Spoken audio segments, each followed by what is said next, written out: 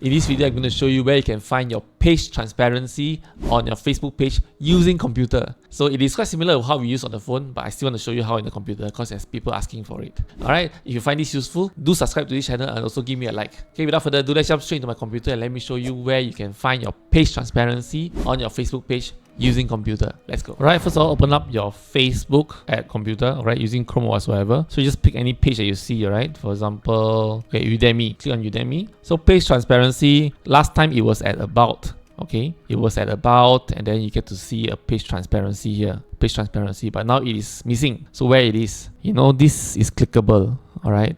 Last time I don't think it was clickable, but now it's clickable. Just click on it, and then you can see transparency and privacy policy. Just click on that, and then you can see here page transparency for Udemy, etc. Who is managing it, what ads they're running. Okay, go to ad library, and there you can find. So yeah, it is quite similar with what you see on the phone. Literally just click on the page name and then it will appear accordingly. So yeah, I hope this is helpful for you. If you like what I share, do give me a like and also subscribe to this channel. Thank you so much for watching, and I'll see you next time. Goodbye.